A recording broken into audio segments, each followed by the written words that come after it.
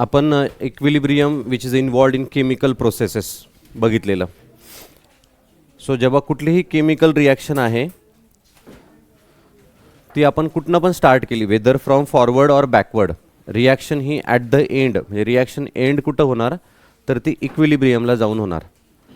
Equilibrium ही अशी state आहे की जिथं कॉन्सन्ट्रेशन ऑफ रिॲक्टंट पण असेल आणि कॉन्सन्ट्रेशन ऑफ प्रोडक्ट पण असेल. ते कमी जास्त असू शकतं, but concentration always will be there for reactant as well as product. म्हणजेच आपण अदरवाईज याला असं म्हणू शकतो की याच्यामध्ये रिॲक्टंटच नाही आहे ॲज सच, किंवा प्रोडक्टच नाही आहे, कारण सगळे तुमचे रिॲक्टंट आहे, सगळे तुमचे प्रोडक्ट आहे. फॉर एक्झाम्पल ही रिॲक्शन आपण बघितली, समजा ए प्लस बी गिव्ज सी प्लस डी. तर ह्या रिॲक्शनमध्ये ए आणि बी हे रिॲक्टंट आहे फॉर फॉरवर्ड रिॲक्शन्स आणि सी आणि डी रिॲक्टंट आहे फॉर बॅकवर्ड रिॲक्शन, आणि हा प्रोडक्ट झाला फॉर बॅकवर्ड रिॲक्शन. मग ए आणि बी तुमचे रिॲक्टंट पण आहे आणि प्रोडक्ट पण आहेत, किंवा सी आणि डी रिॲक्टंट पण आहे आणि प्रोडक्ट पण आहे. सो दोन्ही पण आहेत. मग याच्यामध्ये रिॲक्टंट कोण नाही आहे आणि प्रोडक्ट पण कोणी नाही आहे तसं बघितलं तर, आणि सगळेच प्रोडक्ट पण आहेत, कारण reaction never goes to completion. Reaction कधीच कंप्लीट होत नाही. आपण बघितलं आपला ग्राफ हा असा यायला पाहिजे होता, बट तो कसा येतोय असा. सो एका पॉईंट नंतर कॉन्सन्ट्रेशन विल रिमेन कॉन्स्टंट. तो झिरो होत नाही आहे बघा, त्याने झिरो व्हायला पाहिजे होतं कॉन्सन्ट्रेशननी, बट तो झिरो होत नाही आहे. तो काय आहे, कॉन्स्टंट आहे. तो जास्त असेल किंवा कमी असेल. सो ॲज प्रोडक्ट आहे तुमचा, प्रोडक्टचं कॉन्सन्ट्रेशन वाढून एका पॉईंट नंतर काय होतं आहे, कॉन्स्टंट होतं आहे. तो 100% व्हायला पाहिजे होता, इथपर्यंत गेला पाहिजे होता, बट तो जात नाही आहे. म्हणजेच इक्विलिब्रियमला तुमचं रिॲक्टंट पण असेल आणि प्रोडक्ट पण असेल, आणि याला डायनॅमिक इक्विलिब्रियम असं म्हणू. डायनॅमिक इक्विलिब्रियम म्हणजे काय की तुम्ही इक्विलिब्रियम कितीही डिस्टर्ब केलं तर परत तुमचं इक्विलिब्रियम अचीव होईल. फॉर एक्झाम्पल एक्झाम्पल आपण कन्सिडर करू की याच्या इक्विलिब्रियमला 30 कॉन्सन्ट्रेशन आहे, याचं 70 कॉन्सन्ट्रेशन आहे, जसं आपण लास्ट टाइम बघितलेलं. सो याचं जर कॉन्सन्ट्रेशन मी रिमूव्ह केलं, लेटेस्ट ते 50 केलं, तर परत हा ए आणि बी परत स्वतःला सी आणि डीमध्ये फॉर्म करेल आणि परत 70% आणि परत 30%वर इक्विलिब्रियम घेऊन जाईल. मग इक्विलिब्रियम डिस्टर्ब झालं का तुमचं? नाही. ठीक आहे, तुम्ही काहीही करू शकता. ए आणि बी समजा मी कमी केला, 30%च्या ऐवजी मी 15% काढून घेतला, तर परत सी आणि डी रिॲक्ट होतील आणि परत याला किती फॉर्म करतील, 30%, आणि हे किती होतील, 70%. इक्विलिब्रियम परत रिएस्टॅब्लिश होईल. सो इक्विलिब्रियम कुठं जाणार नाही. ठीक आहे.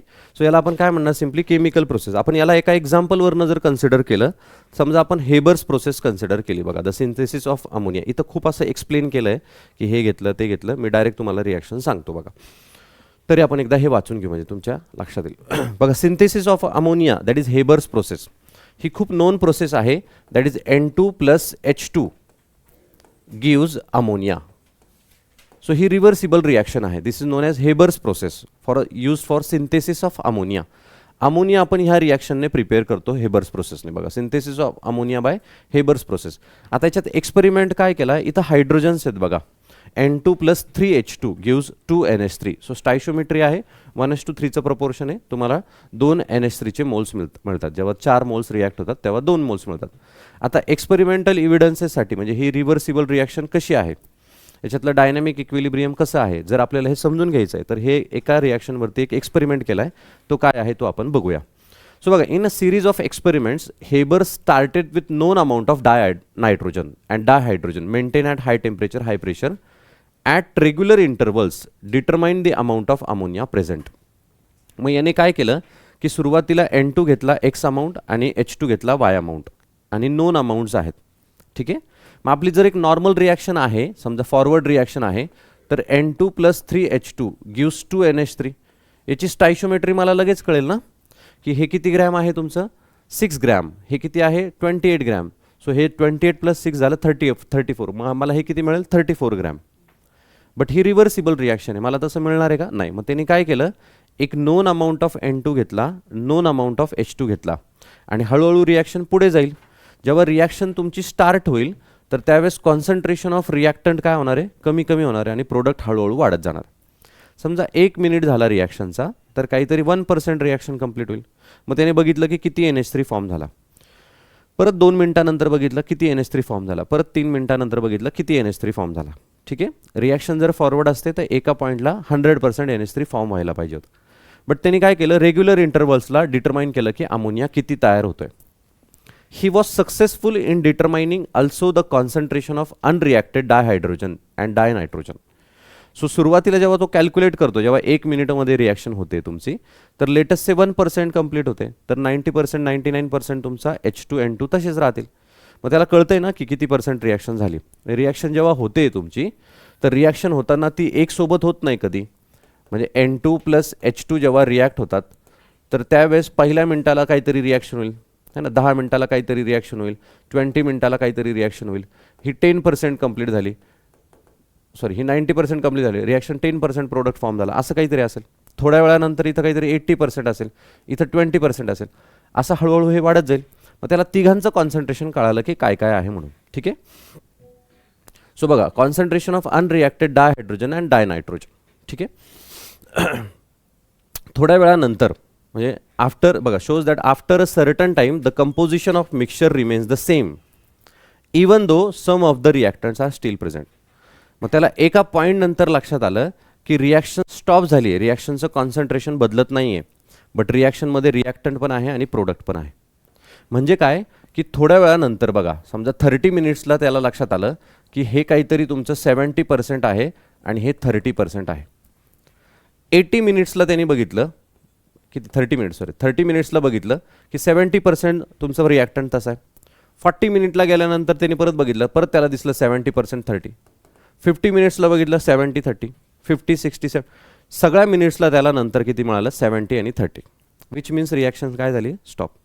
रिॲक्शनचं कॉन्सन्ट्रेशन बदलत नाही. सुरुवातीला हळूहळू बदलत गेलं, एका पॉईंट नंतर थांबून गेलं, एका पॉईंट नंतर काय झालं, रिॲक्शनचं मिक्सचर काय आहे, सगळीकडे प्रेझेंट आहे. This constancy in composition indicates that reaction has reach the equilibrium. So रिॲक्शनने काय अचीव केला इथं, ह्या पॉईंटला काय अचीव केला, इक्विलिब्रियम. येते लक्षात. आता बघा याने कसं त्याला डिफाईन केलं. In order to understand the dynamic nature of reaction, synthesis of ammonia is carried out with exactly the same starting conditions of partial pressure and temperature but using D2 in place of H2. So त्यांनी काय केलं, H2 च्या ऐवजी, हे dynamic equilibrium समजून घेण्यासाठी त्याने H2 च्या ऐवजी काय केलं की D2 वापरला. D2 म्हणजे ड्यूटेरियम. मग deuterium is a isotope of hydrogen. ठीक आहे. सो हायड्रोजन आणि ड्यूटेरियम सारखेच आहे, दोघांकडे एक एक प्रोटॉन आहे. ठीक आहे, एक एक इलेक्ट्रॉन आहे. सो हायड्रोजन आणि ड्यूटेरियम हे काय आहे, एकमेकांचे आयसोटोप्स. आयसोटोप्स काय असतात सांगा बरं, व्हॉट इज आयसोटोप्स. हां, द कंपाऊंड, कंपाऊंड नसतात, एलिमेंट्स असतात. द एलिमेंट्स विथ, अरे आयसोटोप रे, असं बेसिक एकदम ते असं म्हणजे same atomic number but different mass number, त्याला काय म्हणणार आपण, आयसोटोप्स म्हणणार. ठीक आहे. And isotopes are of same elements. मग हायड्रोजनचे आयसोटोप्स आहे, हायड्रोजन आहे, ड्यूटेरियम आहे, ट्रिटियम आहे. कार्बनचे आयसोटोप्स आहे बघा, C12, C13, C14 है ना, नायट्रोजनचे आहे, ऑक्सिजनचे आहे, सगळ्यांचे बऱ्यापैकी सगळ्या एलिमेंट्सचे आयसोटोप्स असतात. मग आता आपण काय केलं की त्यांनी काय केलं की हायड्रोजनच्या ऐवजी ड्यूटेरियम घेतला. ठीक आहे. Same starting condition but using D2 in place of H2. The reaction mixture starting either with H2 or D2 reach equilibrium with same composition. So D2 घ्या किंवा H2 घ्या, त्याचं जे इक्विलिब्रियम आहे ते चेंज होत नाही. मग ते जे काय 70-30 आपण केलेलं ते कुठे चेंज होत आहे का, नाही. मग तुम्ही काही बदला रिॲक्शनची कंडिशन, इक्विलिब्रियम कुठे चेंज होणार नाही. म्हणजे बघा सिंपल,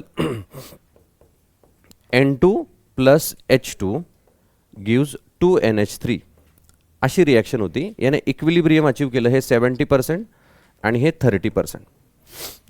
आता मी काय करतो, याला D2 ॲड करतो समजा याच्यात. ठीक आहे, आणखी D2 ॲड केला, काय होईल रे राजा D2 समजा मी ॲड केला तर,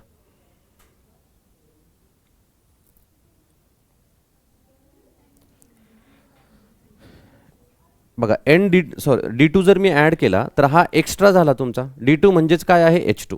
मग H2 तुमच्याकडे एक्स्ट्रा आला की नाही, मग हे काहीतरी 74% असं काहीतरी झालं असेल. मग D2 जेव्हा मी ॲड करतो तर हा N2 परत D2 ला कन्झ्युम करून परत तो काय फॉर्म करेल, ND3.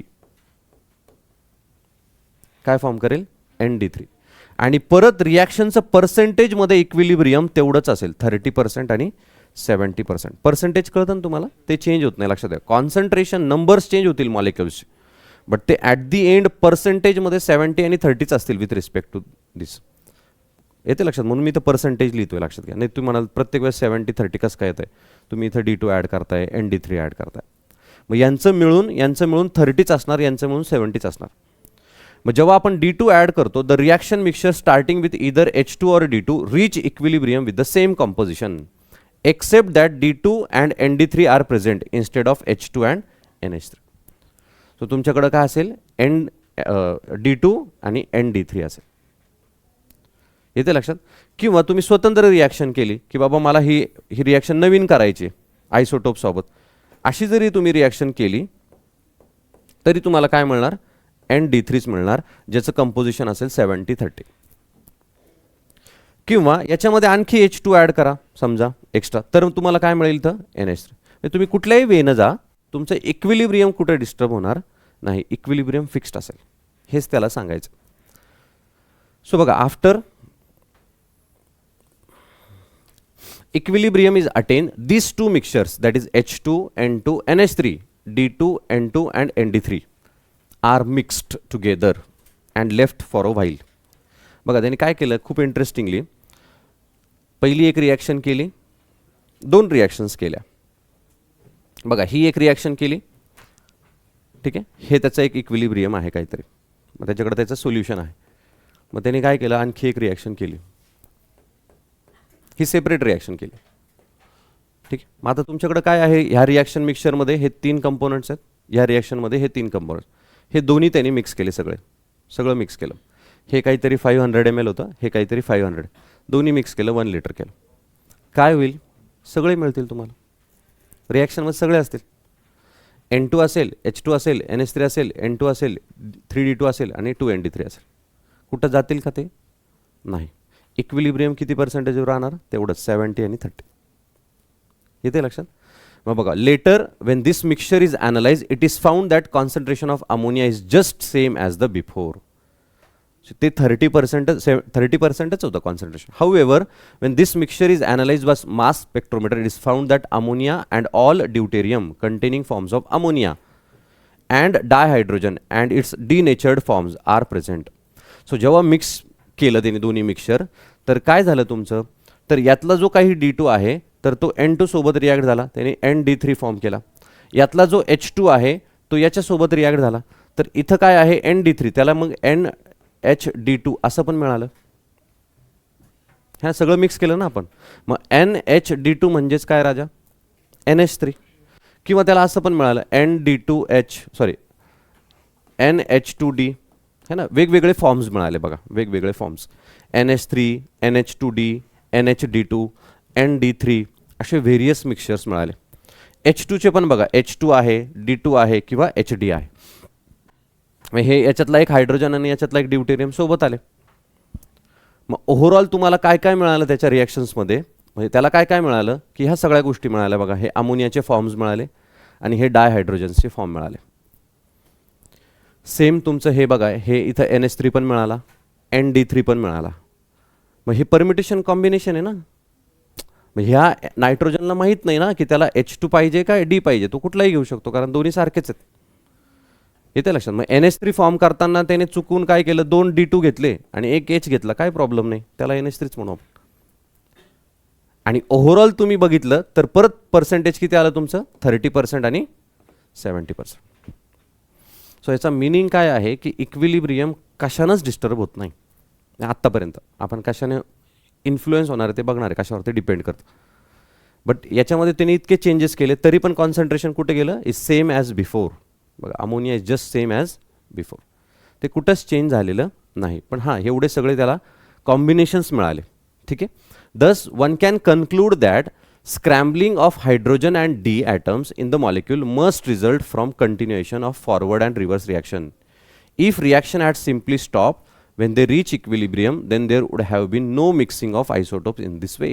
So एकदा का इक्विलिब्रियम अचीव झालं की रिॲक्शन मग स्वतःला चेंज करत नाही, जोपर्यंत तुम्ही त्याला चेंज नाही करत. पॉईंट कळाला का, येते लक्षात. मग इक्विलिब्रियम पॉईंट कळाला का तुम्हाला. हे हे कशावरून आपण डिफाईन केलं, ते यूज ऑफ आयसोटोप्सने केलं. म्हणजे आयसोटोप्स घेऊन त्यांनी ते प्रूव्ह करून दाखवलं की इक्विलिब्रियम कसं अचीव होतं. ठीक आहे. मग chemical reactions reach a state of dynamic equilibrium in which rate of forward and reverse reactions is equal and there is no net change in composition. त्यालाच आपण केमिकल इक्विलिब्रियम म्हणू. मग केमिकल इक्विलिब्रियममध्ये rate of forward reaction is always equals to rate of reverse reaction. जर तुमचा rate equal नाही आहे तर त्याला इक्विलिब्रियम म्हणता येणार नाही, तो अजून अचीव व्हायचा आहे. ठीक आहे. मग दोन्ही रेट्स काय असतील, इक्वल असतील. That is formation of product आणि फॉर्मेशन ऑफ रिॲक्टंट, दोन्ही काय असतील, इक्वल. त्यालाच आपण काय म्हणणार सिम्पली, तर इक्विलिब्रियम, केमिकल इक्विलिब्रियम. बघा त्याची डायग्राम आहे N2 आणि H2 ची. बघा सुरुवातीला तुम्ही काय घेतलाय, N2 घेतलाय. बघा रिॲक्शन अशी आहे ना तुमची, N2 + 3H2 आणि 2NH3, बरोबर. मग H2चं कॉन्सन्ट्रेशन जास्त आहे बघा. N2 तुमचा इथं आहे बघा, N2 मॉलिक्यूल, आणि NH3 तुमचा स्टार्टिंगला 0 होता. जेव्हा रिॲक्शन स्टार्ट झाली याचं कॉन्सन्ट्रेशन कमी झालं आणि इक्विलिब्रियम अचीव केलं. बघा कमी झालं इक्विलिब्रियम, कॉन्सन्ट्रेशन वाढलं इक्विलिब्रियम. सो ह्या पॉईंट नंतर काय आहे, इक्विलिब्रियम. सो नॉट नेसेसरी की तो ग्राफ असाच यायला पाहिजे जे आपण अगोदरचे ग्राफ बघितले. आपण ते 3 कंडिशन्स बघितलेला ना. सो ते 50-50% असेल, 30-40 असेल, 90-10 असेल, काही पण असेल. मग ह्या केसमध्ये याचं इक्विलिब्रियम इथं अचीव होतोय बघा. खूप कमी अमोनिया फॉर्म होतोय. जर तुम्ही कम्पेअर कराल तर किती कमी अमोनिया फॉर्म होतो. रिॲक्शन तशी काही कामाची नाही आपली ती. आपल्याला जास्त कॉन्सन्ट्रेशन पाहिजे होतं ना, म्हणजे ग्राफ आपल्याला असा यायला पाहिजे होता. हा भारी ग्राफ आहे, आठवतं ना हे आपण घेतलेलं. त्याच्यानंतर हा ग्राफ बघा, हा कितीचा ग्राफ आहे, हा 50-50%चा. रिॲक्टंट पण 50 आणि प्रोडक्ट पण 50. ही ठीक रिॲक्शन आहे, बट ही तेवढी खास रिॲक्शन नाही आहे. तुम्ही जर बघाल तर इथं अमोनिया बघा किती कमी कॉन्सन्ट्रेशन फॉर्म होतं आहे, कळतंय ना. बट हा त्याचा ग्राफ आहे. हां, याला आपण याच्यावरती काही एक्सपेरिमेंट्स करून किंवा याचे काही फॅक्टर्स आपण इन्फ्लुएन्स करून आपण हे कॉन्सन्ट्रेशन वाढवू शकतो. ठीक आहे. ते आपण शेवटी तेच बघणार आहे की इक्विलिब्रियम कसं वाढवणार आपण. पॉईंट कळाला हे तुम्हाला. असंच तुम्ही H2 आणि I2चं सेम एक्झाम्पल आहे. आता मी ते एक्सप्लेन नाही करत, फक्त बघा H2 आणि I2चं. ही रिव्हर्सिबल रिॲक्शन आहे बघा, H2 आणि I2. H2 + I2 gives 2HI. ठीक आहे, रिव्हर्सिबल रिॲक्शन. सुरुवातीला बघा, आता इथं आपण काय केलं बघा, हा HI आहे तुमचा. ठीक आहे, प्रोडक्ट. आणि हा काय आहे तुमचा, H2 आणि I2चं मिक्सचर आहे. 1:1चं प्रपोर्शन आहे, सारखंच दिसतं हे 1:1चं प्रपोर्शन. सो दोघांची क्वांटिटी सारखीच असेल. हे जर 1 मोलार असेल तर हे पण किती 1 मोलार असेल, असं आपण कन्सिडर करू. मग इथं बघा हे तुमचा H2 आणि I2 आहे. रिॲक्शन झाली बरोबर, H2 I2ची रिॲक्शन होईल. नीट लक्ष द्या बघा, हे थोडासा वेगळा ग्राफ आहे. कॉन्सन्ट्रेशन कमी होत जाणार आणि काय फॉर्म करणार, HI. एक पॉईंट असा येईल की कॉन्सन्ट्रेशन विल रिमेन कॉन्स्टंट. इथं काय अचीव झाला राजा, इक्विलिब्रियम. ठीक आहे, कळतं हे.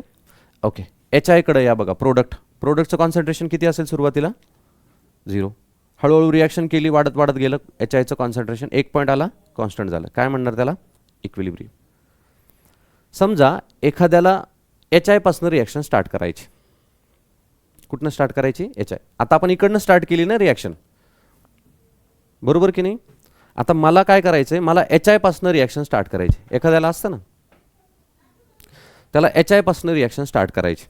HIचं कॉन्सन्ट्रेशन किती असेल, 100%. बघा हे 100% HIचं घेतलं मी, कॉन्सन्ट्रेशन वाढवलं मी, चला जास्त घेतलं. बघा हे 1 घेतलं होतं, हे 2 घेतलं मी. ग्राफ्स रीड करता येतात ना तुम्हाला. मग याचं कॉन्सन्ट्रेशन जास्त घेतलं आहे मी. आता H2 आणि I2 किती असेल राजा, 0. H2 आणि I2 किती असेल, 0 असेल, बरोबर की नाही. मग बघा HI तुमचा रिॲक्ट होत जाईल आणि स्वतःला कमी करत जाईल, बरोबर. एक पॉईंट असा येईल की इक्विलिब्रियम अचीव होईल. H2 आणि I2 आहेत का आत्ता, नाही, 0 आहेत. हळूहळू रिॲक्शन कॉन्सन्ट्रेशन काय होत जाईल, वाढत जाईल. एक पॉईंट असेल की इक्विलिब्रियम अचीव होईल. तुम्ही ऑब्झर्व जर केलं तर इक्विलिब्रियमचा पॉईंट एकच आला.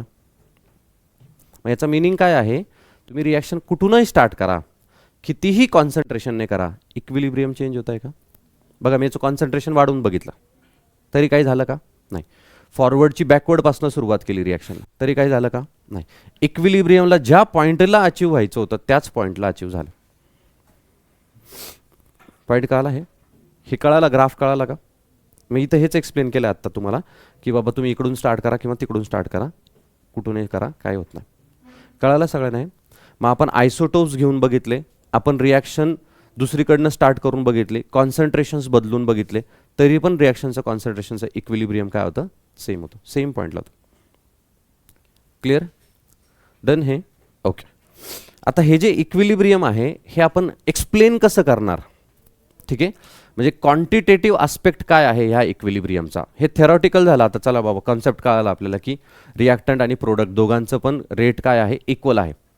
जर मला याला क्वांटिटेटिव्हली डिफाईन करायचं असेल, नंबर्समध्ये जर डिफाईन करायचं असेल, तर आपण कसं करणार, त्याच्यासाठी एक लॉ आहे आपला, that is law of chemical equilibrium, आणि त्यालाच आपण इक्विलिब्रियम कॉन्स्टंट असं म्हणतो. ठीक आहे. मग तुमच्या नोटबुकमध्ये हेडिंग द्या, लॉ ऑफ केमिकल इक्विलिब्रियम. हे जे आत्तापर्यंत आपण बघितलं हे फक्त तुम्हाला कन्सेप्टचं इंट्रोडक्शन होतं बघा. ठीक आहे. मग हे वाचायचं आहे तुम्हाला, लक्षात ठेवा. Law of chemical equilibrium and equilibrium constant.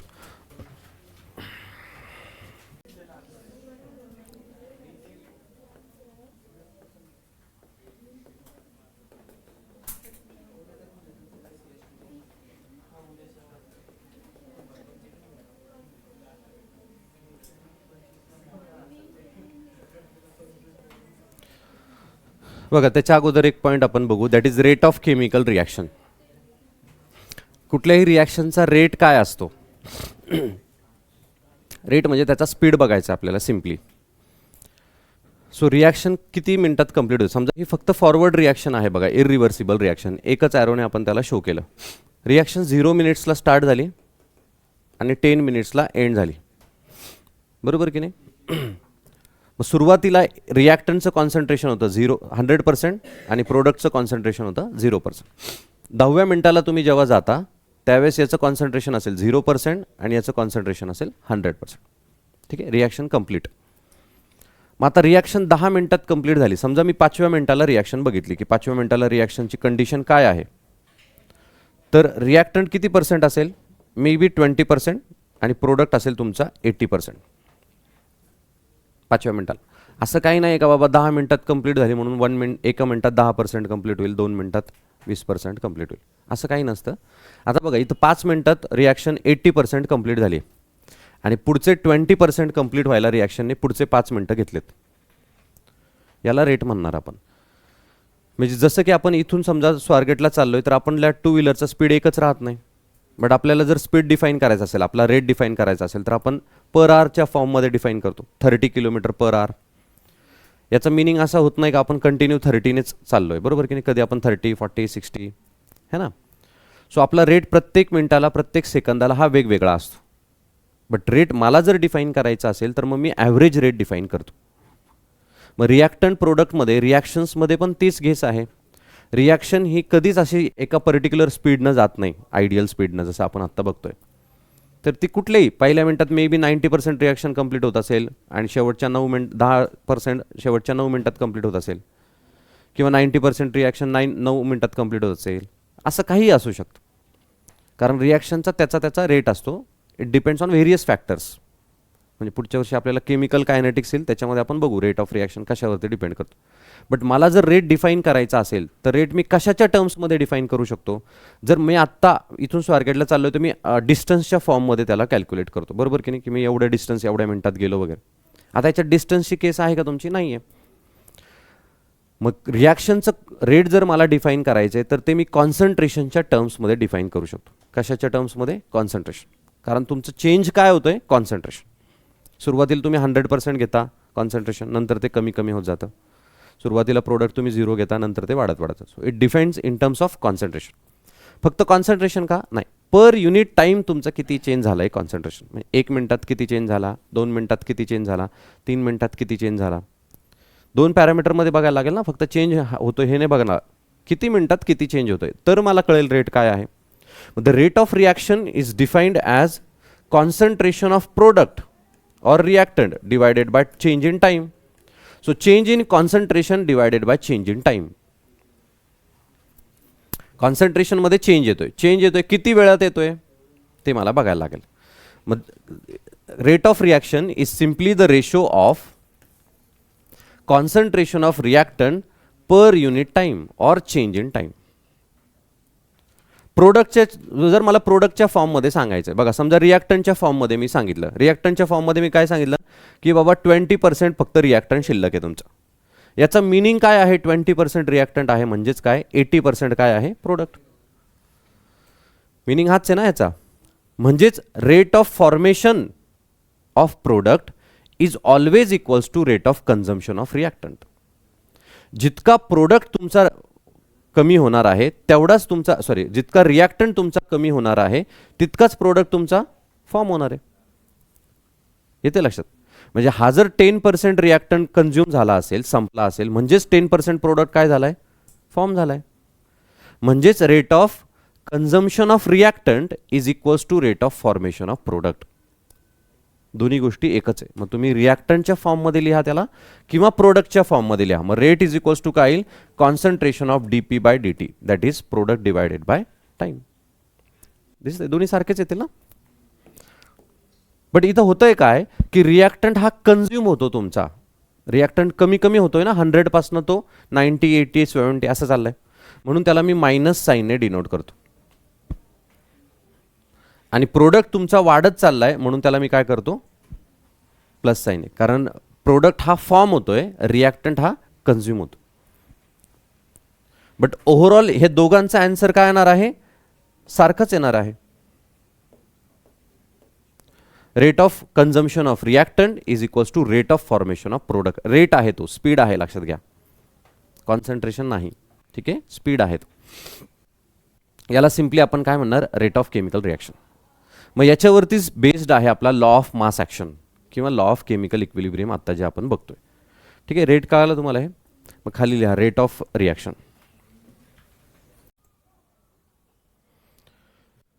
K E म्हणू आपण त्याला, आणि के इज इक्वल्स टू काय आला? C D divided by A B. This new constant is known as equilibrium constant. हा इक्विलिब्रियमचा कॉन्स्टंट आहे बघा. हा काय आहे? इक्विलिब्रियमचा कॉन्स्टंट आहे. कॉन्स्टंट आहे बट कुठं येतो? At equilibrium. इक्विलिब्रियमचा कॉन्स्टंट म्हणजे काय? It is a simply the ratio of concentration of product divided by concentration of reactant in case of forward reaction. मग concentration of product divided by reactant कुणाचा आहे? Product हा फॉरवर्डचा product आहे ना राजा. CD कुणाचा प्रोडक्ट आहे? फॉरवर्डचा. म्हणजे आता फॉरवर्डच्या बाजूनं बघतोय. कळतंय ना मी काय म्हणतोय? मग हा सी डी कोण आहे? प्रोडक्ट आहे. कुणाचा आहे? फॉरवर्डचा. ए बी कोण आहे? रिॲक्टंट आहे. कुणाचा आहे? फॉरवर्डचा. ए बी रिॲक्टंट आहे. कुणाचा आहे? फॉरवर्डचा. कळतंय ना मी काय म्हणतोय? मग इक्विलिब्रियम कॉन्स्टंट काय आहे? Is a ratio of concentration of product and concentration of reactant of forward reaction. मग इक्विलिब्रियम कॉन्स्टंट काढायचा असेल तर हा रेशो तुम्हाला करायला लागेल. आणि हा रेशो ऑलवेज काय असेल? कॉन्स्टंट असेल. जे काय तुमचं इक्विलिब्रियम असेल ना, 70-30 होतं ना आपलं काहीतरी, मग हा येईल तुमचा काहीतरी 30 डिवायडेड बाय 70 असं काहीतरी. पॉईंट कळतंय मी काय म्हणतो? समजा 50-50 थोड्या वेळासाठी आपण असं घेऊ की इक्विलिब्रियम 50-50 ला. सो 50 डिवायडेड बाय 50 काय येईल? 1 येईल. मग केसी काय आला? के ई काय आला तुमचा? 1 आला. पॉईंट कळतंय? येते लक्षात? मग के ईची व्हॅल्यू डिपेंड. आता के ई जो आहे त्याला आपण इक्विलिब्रियम कॉन्स्टंट म्हणालो. जर मी त्याला कॉन्सन्ट्रेशनच्या टर्म्समध्ये डिफाईन करतो, बघा सगळे कॉन्सन्ट्रेशन घेतले तर मी याला केसी म्हणतो. केसी याला काय म्हणू आपण? K C. That is equilibrium constant in terms of concentration. कारण हे सगळे आपण काय घेतोय? कॉन्सन्ट्रेशन घेतोय राजा. काय घेतोय? Concentration. So this is your ratio of concentration of product and reactant. ठीक आहे. आणि कुठले कॉन्सन्ट्रेशन्स आहेत हे? At equilibrium. हे नाही विसरायचं. ठीक आहे. बघा मी तुम्हाला एक सिम्प्लिफाय करून दाखवतो आणखी. A plus B C plus D. ठीक आहे. लेटेस्ट से याचं इक्विलिब्रियम आहे काहीतरी 25% आणि 75%. आणि हे समजा 15 मिनिटांनंतर अचीव होतं आहे. ठीक आहे. एक हायपोथेटिकल केस इमॅजिन करू आपण. इक्विलिब्रियममध्ये हे किती असेल? 25. हे किती असेल? 75. समजा तुम्ही रिॲक्शनला ही 15 मिनिटं आहे बघा, 0 मिनिट्स आणि हे 15 मिनिट्स. इथं इक्विलिब्रियम अचीव झालं. समजा एखाद्याला खूप घाई झाली, त्याने इथंच त्याचं कॉन्सन्ट्रेशन कॅल्क्युलेट केलं 10व्या मिनिटाला. तर याचं कॉन्सन्ट्रेशन काय असेल, मे बी 50% आणि हा 50%. मग यांचा जर रेशो घेतला तर त्याला इक्विलिब्रियम म्हणता येईल का मला? बघा KC इज इक्वल्स टू काय आहे, CD. CDचं कॉन्सन्ट्रेशन किती आहे, 50. ABचं कॉन्सन्ट्रेशन किती आहे, 50. आन्सर काय आलं, 1. बट याला इक्विलिब्रियम म्हणता येईल का? नाही, अजून अचीवच झालेलं नाही आहे. अचीव कधी होणार आहे ते? अजून 5 मिनिटांनंतर होणार. मग याला रेशो घेता येईल ना, तुम्हाला मोजता येईल ना कॉन्सन्ट्रेशन किती आहे. जसं त्याने NH3 ND3चं सगळ्यांचं कॉन्सन्ट्रेशन बघितलं तर तुम्हाला बघता येईल कॉन्सन्ट्रेशन किती. बट तुम्ही रिॲक्शनचं इक्विलिब्रियम अचीव व्हायच्या अगोदरच चेक करत बसला. मग त्या रेशोला म्हणता येईल का आपल्याला? तो रेशो आहे फक्त, बट तो इक्विलिब्रियमचा आहे का? नाही. म्हणून इथं कंडिशन काय आहे, ॲट इक्विलिब्रियम. मग हे जे कॉन्सन्ट्रेशन आहेत हे कुठले तुम्हाला घ्यायला लागतील, हे घ्यायला लागतील. 75 divided by 25 that is 3. Point काय आला? मग these are the concentration but other than equilibrium. हे इक्विलिब्रियम सोडूनचे कॉन्सन्ट्रेशन ते आपल्या काय कामाचे नाही. कळतंय मी काय म्हणतोय? येते लक्षात? मग हे कळालं का आपण इक्विलिब्रियम कॉन्स्टंट कसं काढलं ते? बघा, हा आपला सिंपल रेट लॉ, त्याच्यावरनं आपण हे फॉरवर्ड आणि रिव्हर्सनी डिराईव्ह केलं. ठीक आहे, मग लिहा. चला, रेट लॉ लिहिला ना फक्त तुम्ही, हे लिहा, कन्सिडर ए रिॲक्शन आणि इथपर्यंत लिहा. लिहिलं का ते? चला खाली लिहा.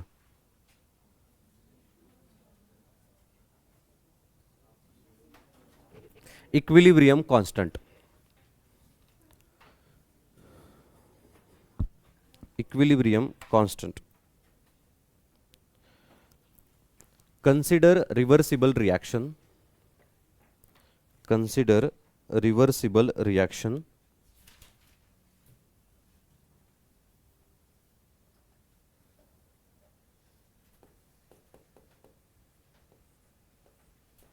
ही रिएक्शन लिहा.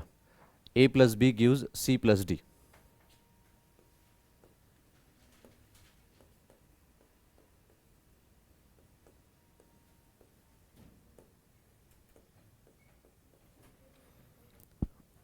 A plus B is equals to C plus D.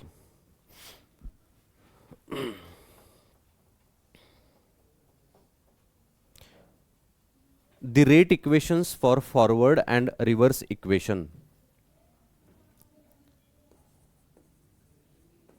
The rate equation for forward and reverse equation are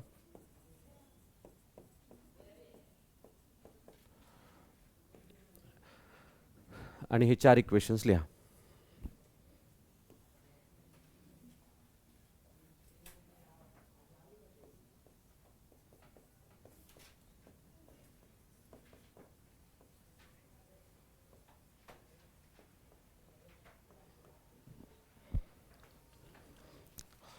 चार इक्वेशन्स लिहा ते.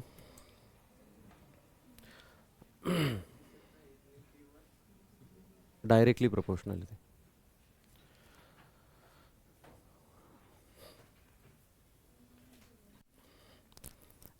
At equilibrium, लिहा ते 4 लॉ, हे इक्वेशन पटकन.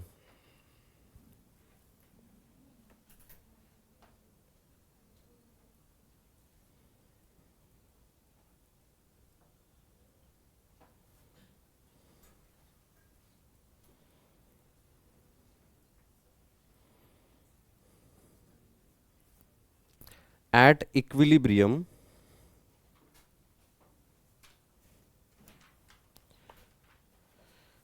the rate of forward reaction is equals to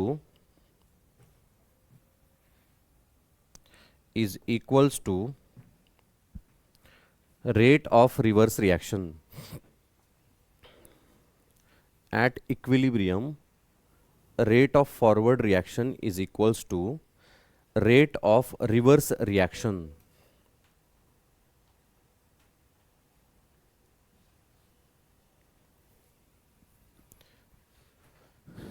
And here steps लिहा. खाली लिहा, where Kc is equilibrium constant. Where Kc is equilibrium constant. Equilibrium constant.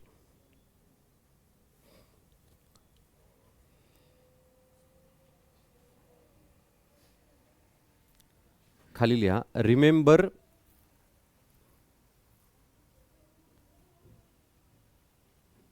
the concentrations in equation are equilibrium concentrations. The concentrations in equation are equilibrium concentrations. So underline करा, equilibrium concentrations are equilibrium concentration.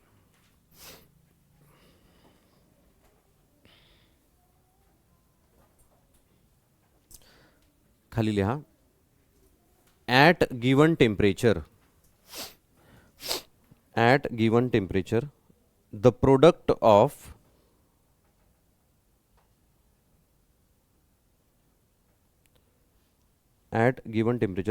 of concentration of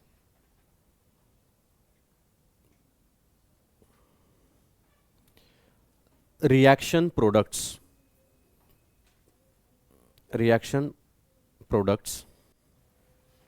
raised to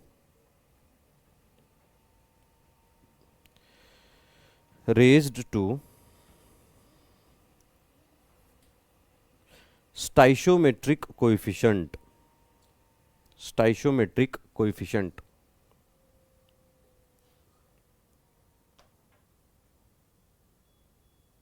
divided by product of concentration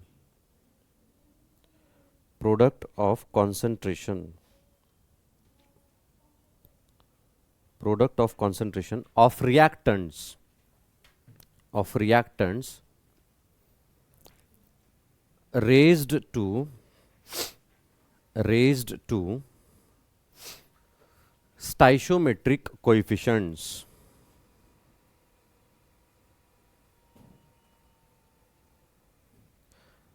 Stoichiometric coefficient. This is known as equilibrium law.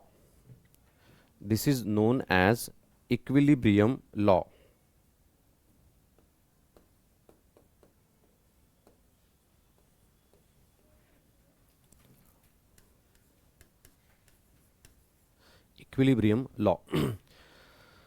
So बघा, आता समजा equilibrium law काय सांगतो आपल्याला की is a ratio, म्हणजे आता जे आपण बघितलं तेच आहे, is a ratio of concentration of product divided by reactant for a forward reaction.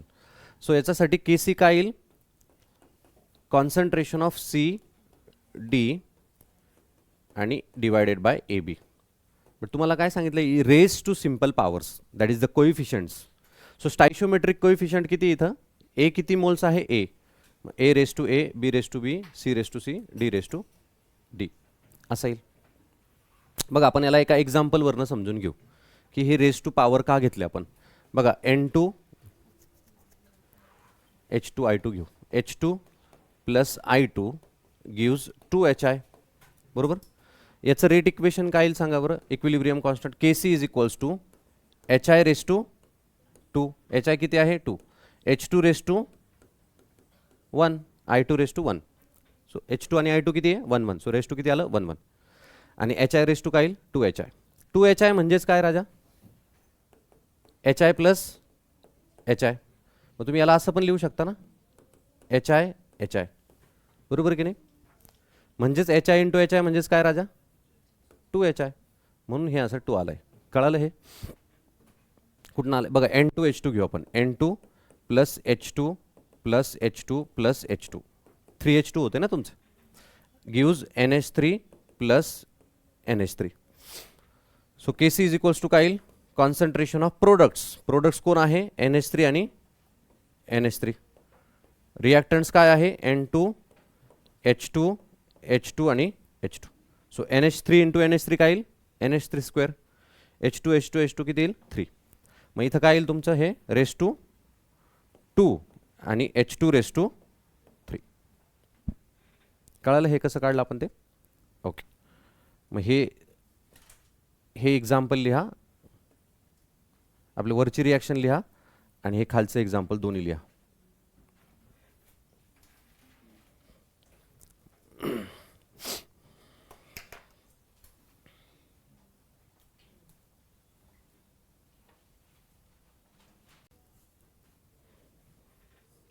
लिहिलं का?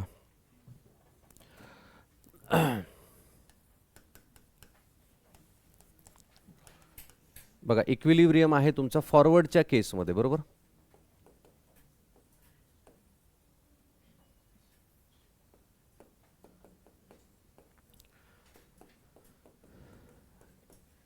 C raise to D raise to D, A raise to A, B raise to B, बरोबर. हे केसी झालं. हे फॉरवर्ड रिॲक्शनसाठी झालं.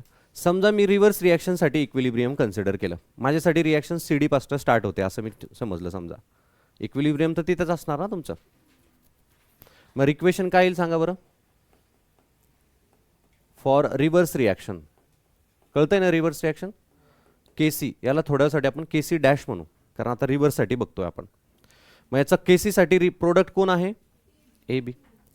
मग काय येईल, A raise to A, B raise to B, C raise to C आणि डी रेस टू डी. काय फरक, दोघांमध्ये फरक आहे. याचा केसी काय येणार, C D divided by A B. याचा केसी काय येणार, A B divided by C D, बरोबर की नाही. मग जेव्हा तुम्ही फॉर रिव्हर्स रिॲक्शनसाठी केसी फाइंड आउट करता तर तो काय आहे, रिव्हर्स आहे बघा, which is exactly reverse to केसी. मग केसी इज इक्वल्स टू काय येईल तुमचं, 1 बाय केसी डॅश. याला केसी डॅश म्हणालो बघा, असंच येईल है ना. इनवर्स आहे ना हे दोघं एकमेकांचं. मॅथ्स कळतं ना सगळ्यांना. हे आणि हे इनवर्स इक्वेशन्स आहेत. मग केसी इज इक्वल्स टू काय आला, 1 डिवायडेड बाय केसी डॅश, म्हणजेच equilibrium constant for a reverse reaction. मग equilibrium constant for reverse reaction is inverse of equilibrium constant. कळालं का हे कळालं आपण कसं आणलं. मग हे दोन्ही लिहा, for forward reaction, for reverse reaction.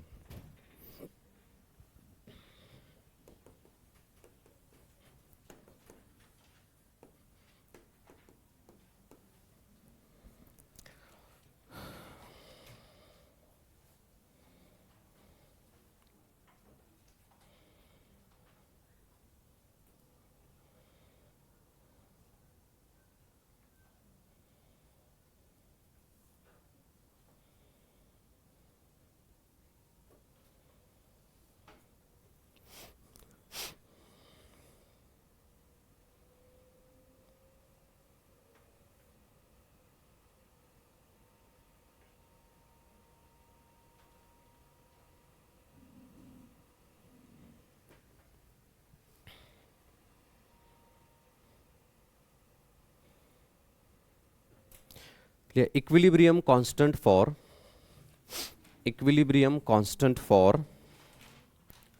Reverse reaction. हे नव्हतं लिहिलं का, ठीक आहे. हे एवढं सेंटेन्स लिहा, परत मिळतं. Equilibrium constant for reverse reaction is inverse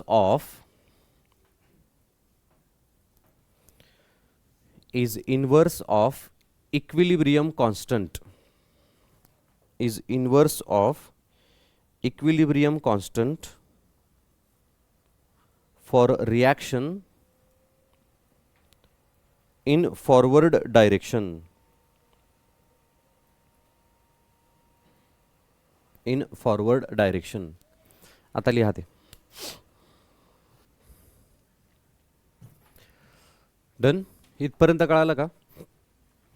हे समजून घ्या बरं का. हे जर कळालं तरच पुढं मजा येईल, नाही तर मग एकदम चॅप्टर उडून जाईल, तुम्हाला कळणार पण नाही कधी संपला आणि कधी झाला. हे कळालं आपण हे कुठपर्यंत आलोय, आपण हळूहळू चाललोय, लक्षात घ्या. आता बघा, एक एक्झाम्पल मी कन्सिडर करतो. H2 plus I2 gives 2HI. Equilibrium कॉन्स्टंटची व्हॅल्यू काय येईल, Kc is equals to HI raise to 2, H2 raise to 1, I2 raise to 1. ठीक आहे. हे इक्विलिब्रियम कॉन्स्टंटचं इक्वेशन. रिॲक्शनची स्टायशोमेट्री मी थोडीशी चेंज करतो बघा. ठीक आहे, याचा काहीतरी रेशो येणार आहे. ठीक आहे, तो रेशो काहीतरी केसीची व्हॅल्यू तुम्ही व्हॅल्यू पुट केली आणि ती काहीतरी आली एक्स. कळतं ना, हे काहीतरी येईल व्हॅल्यू 50, 20, 1 येईल, 100 येईल, अशी काहीतरी व्हॅल्यू येईल ना. ही रेशो तो एक्स आहे असं आपण कन्सिडर. कळालं हे एक्स कुठनं आला कळालं का? हा जो रेशो तुम्हाला जे काही प्रॉब्लेममध्ये व्हॅल्यू दिलेला असेल 1.2, 3.2, 3.2 असं काहीतरी दिलेलं असेल, त्याचा काहीतरी रेशो येईल तुम्हाला एक्स येईल. ठीक आहे, आपण रिॲक्शनची स्टायशोमेट्री समजा बदलली. बघा आता समजा मी काय करतो, half H2 plus half I2, मला काय मिळेल राजा? HI. बघा थ्रूआउट रिॲक्शनला 2ने डिवाइड केलं मी, सो मला हाफ HI मिळालं. कळालं? ओके, याचा केसी काय येईल सांगा? KC is equals to concentration of product raise to power किती आहे? 1. H2 रेस टू काय आहे? 1/2. I2 रेस टू काय आहे? 1/2. मग हा जो केसीची व्हॅल्यू येणार आहे ही काहीतरी वेगळी येईल, बरोबर की नाही? कॉन्सन्ट्रेशन टर्म चेंज झाला, रेस टू हाफ आला ना तुमचा, सो याचा हाफ झाला की नाही, कॉन्सन्ट्रेशनचं मी हाफ केलं, मग केसीची व्हॅल्यू पण काय येणार तुमची? म्हणजेच काय येणार? X raise to 1/2. जर तुमचा हा केसी 4 आला असेल तर हा केसी किती येईल राजा? 2. Very good. किती येईल? 2. समजा हेच कॉन्सन्ट्रेशन मी डबल केलं, 2H2 plus 2I2 is equals to 4HI, तर केसी इज इक्वल्स टू काय येईल राजा? X raise to 2. सिंपल आहे की नाही? येते लक्षात? मग लिहा खाली चला. If we change the stoichiometric coefficients, if we change the stoichiometric coefficient,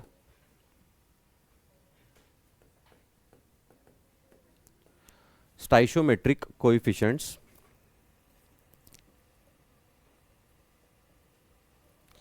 it reflects in the value of equilibrium constant. It reflects in the value of equilibrium constant.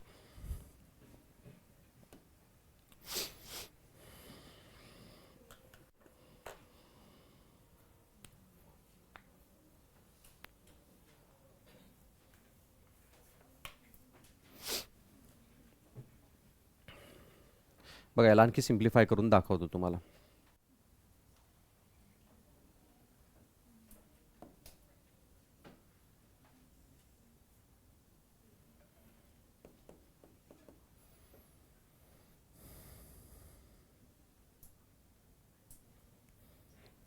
बघा इथं दाखवतो, हे इक्वेशन आहे, हे किती आलं होतं? एक्स आलं होतं. याचा स्क्वेअर रूट घेतला राजा, स्क्वेअर रूट, तर काय येईल रे? Concentration of HI H2 I2 raise to 1/2. म्हणजेच काय आहे तुमचं? हे आहे, म्हणजेच काय आहे तुमचं? X raise to 1/2. मग इथं काय येईल? X raise to 1/2. ह्या केसमध्ये काय होईल? स्क्वेअर होईल त्याचा, याचा ब्रॅकेटचा स्क्वेअर करा. बघा 2चा स्क्वेअर किती? 4. इथं किती येईल? 2 × 2, सो एक्स स्क्वेअर. ठीक आहे, मग हे तिन्ही एक्झाम्पल्स लिहा, म्हणजे तुम्हाला नंतर लक्षात येतील. हे असं का झालं? Because KC is directly related to the concentrations, that is concentration of product and inversely related to concentration of reactants. आपण कॉन्सन्ट्रेशन चेंज केलं, सो ऑब्वियस आहे हा रेशो आहे ना, तो कमी जास्त होणारच आहे, मग तो अकॉर्डिंगली कमी जास्त होईल तुमचा, because the equilibrium constant depends on the concentration.